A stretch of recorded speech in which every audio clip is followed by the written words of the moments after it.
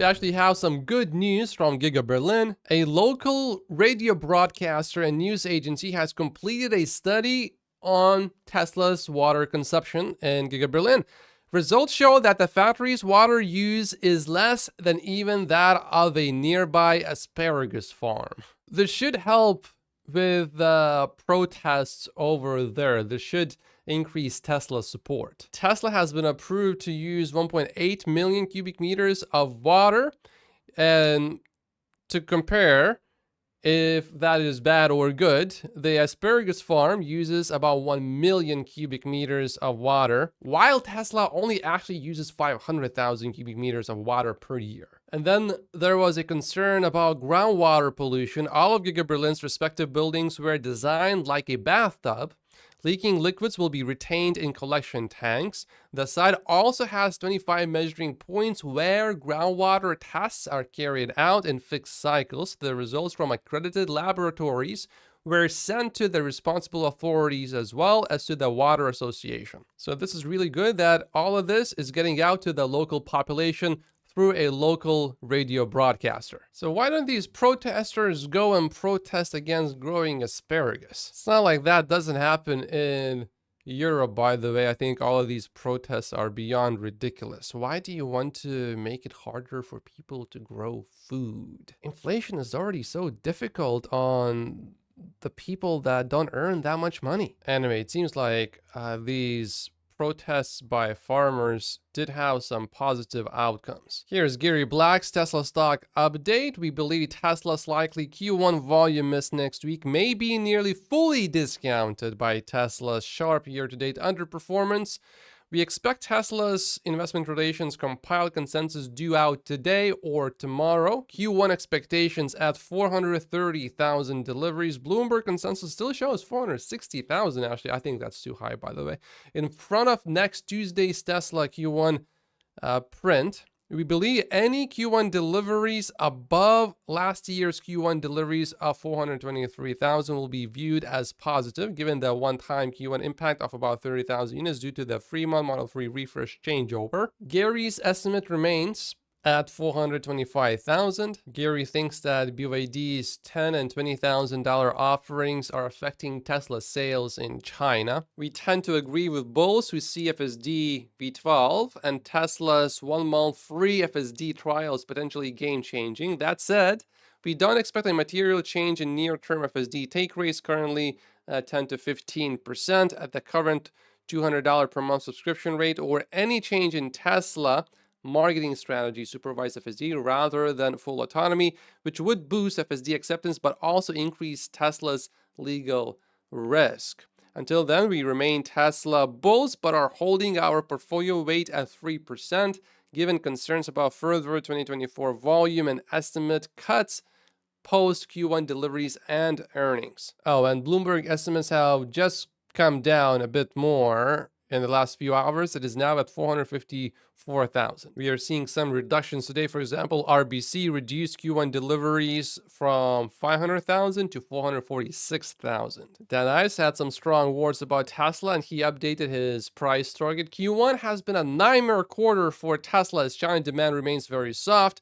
The Q1 delivery estimates are 475 to 425,000 as Tesla saw a perfect storm of demand issues hit this quarter, lowering price target to $300. Musk must steer Tesla through this white-knuckle period, remain bullish, but seatbelt is on. It is not a big cut though. It was at $315 previously. Citi analyst on Wednesday lowered the firm's price target to $196, down from $224, and maintained a neutral rating on the shares. Canaccord Genuity analyst though did reiterate his Tesla stock price target of $234 with a buy rating. Now, having a downgrade from the Citi analyst, I think, is a big green flag because look at this performance.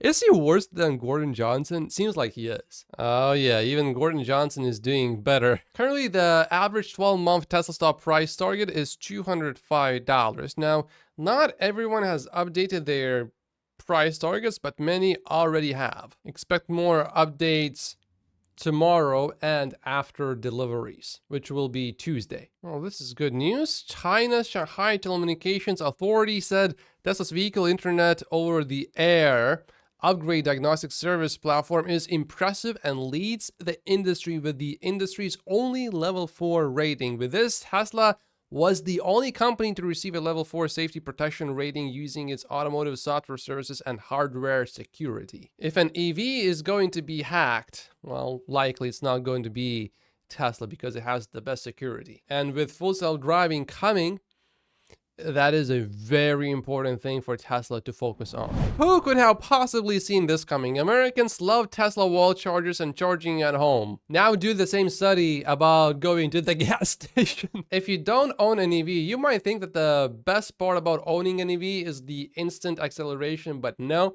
Charging at home is the most satisfying part of owning an EV. Oh wow, well this will be another sort of historic moment for Tesla. Tesla's entire global fleet is expected to cross 6 million vehicles within the next few weeks. That fleet drives on average an estimated 1,700 miles per second and growing. Last week, Elon said Tesla is no longer compute constrained, which means they can train FSD faster. And I agree with Farzad here. Never ceases to amaze me how consistently ahead of the curve Tesla retail investors are versus the broader markets. It always takes way longer for the ideas to come to fruition than anyone would like, but once the momentum starts, it becomes obviously undeniable.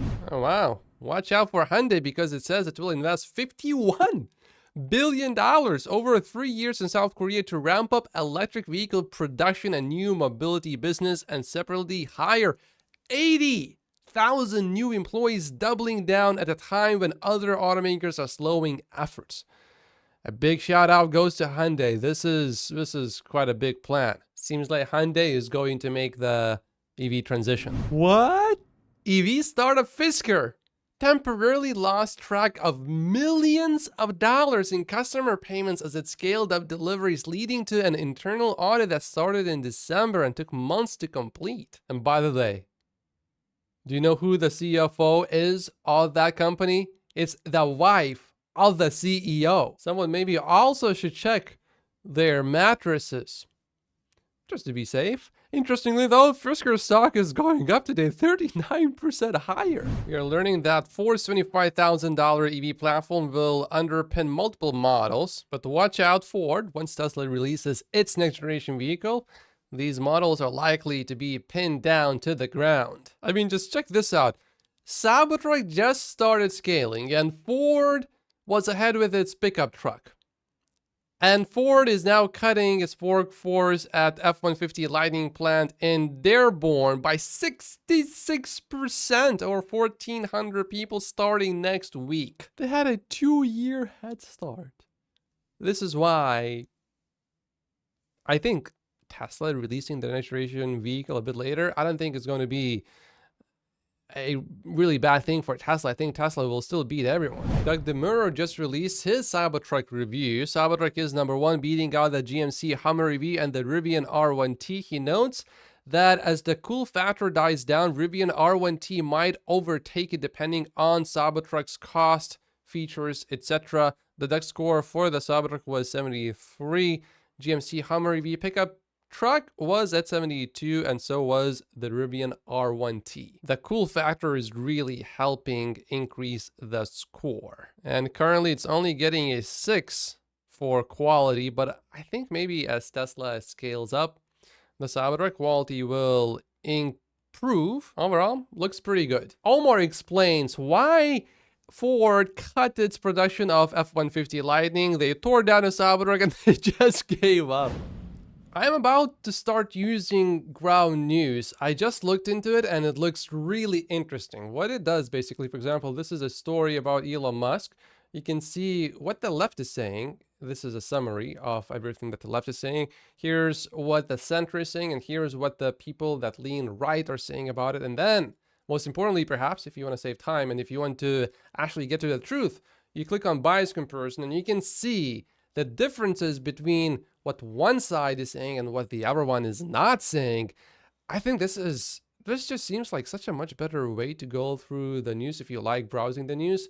I'm going to start using this service is called Ground News. I'm gonna put my link down below to sign up. I think in today's world, it's getting harder and harder to get objective news, and I think a service like this can really help with that. Check it out, try it out, and let me know how you like it. And I'm continuing my personal investigation into the Tate brothers. If you do follow Andrew Tate, you will greatly enjoy this video. I also put a few timestamps to make it a bit easier to navigate. Like I said before, I want to cover a few more controversial subjects, and this is the first subject that I chose to cover. So watch this one if you haven't yet. If you are interested in Andrew Tate, like and subscribe if you haven't yet, and I will see you in the next video.